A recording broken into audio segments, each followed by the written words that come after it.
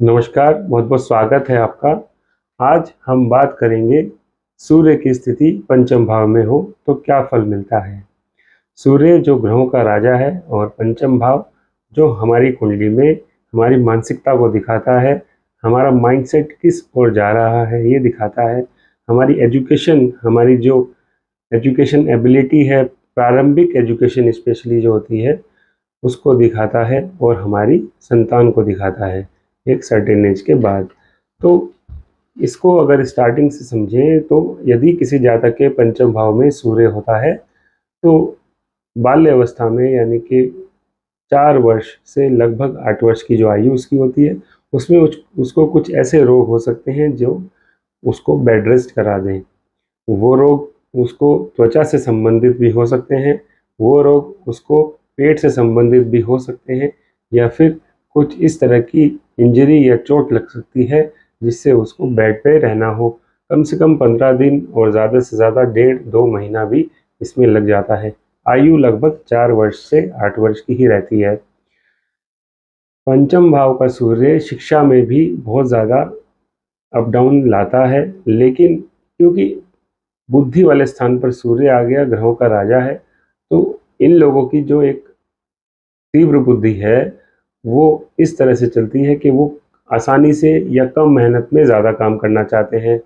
अगर उनको सवाल कोई दिए जा रहे हैं मैथ्स के या फिर कोई क्वेश्चन उनको करना है, तो उसका शॉर्टकट वो ज़रूर अपनाते हैं। अगर वहाँ पर राहु का या फिर शनि का प्रभाव आ जाता है, तो ऐसी स्थिति में ये लोग चीटिंग करने से भी परहेज़ नहीं करते। यानी कि एग्ज़ाम में जो लोग चीटिंग करते हैं या कोई कागज़ पर लिख कर ले जाते हैं, तो यदि पाप ग्रहों का प्रभाव है तो ऐसी स्थिति भी आती है और इसी वजह से कहीं न कहीं इनको एक बार जीवन में लज्जित भी होना पड़ जाता है। ये भी संभावना काफ़ी बनती है यदि राहु का या शनि का दृष्टि या फिर युति संबंध सूर्य के साथ हो रहा है पंचम भाव में। अब आगे चलते हैं तो करियर के क्षेत्र में इनके अंदर एक जो स्पेशल बात होती है वो ये होती है कि इनको किसी न किसी आर्ट से बहुत ज़्यादा प्रेम होता है। कोई ना कोई आर्ट में ये माहिर होते हैं। संगीत के ये बहुत ज़्यादा प्रेमी होते हैं क्योंकि पंचम भाव में सूर्य यानी कि संगीत की इनको नॉलेज ज़रूर होती है और इनकी जो आर्ट है, इनकी जो हॉबी है, इनका जो इंटरेस्ट है वो संगीत से जुड़ा हुआ हो ऐसी संभावना ज़्यादा रहती है। नहीं तो ड्राइंग में या फिर किसी फिजिकल एक्टिविटी में, स्पोर्ट्स में भी ये लोग निकलते हैं। ज़्यादातर संगीत प्रेमी होते हैं। अभिनय, फिल्म इंडस्ट्री में भी काफ़ी लोग हैं या काफ़ी लोग निकलते हैं। एक्टिंग का शौक होता है पंचम भाव में सूर्य स्थित हो। हाँ, यहाँ पर शुक्र और गुरु का संबंध भी बनना चाहिए यदि अभिनय या फिर आप फिल्म इंडस्ट्री से जुड़े हुए किसी भी एरिया में जा रहे हैं। तो इससे आगे अगर जीवन काल की बात करें तो इनके विवाह के बाद इनको एक संतान का योग अवश्य बनता है। एक पुत्र संतान इनको अवश्य होती है। 40 से 50 वर्ष की आयु में पंचम भाव का सूर्य किसी न किसी कारण से राजनीति में भी ले जाता है।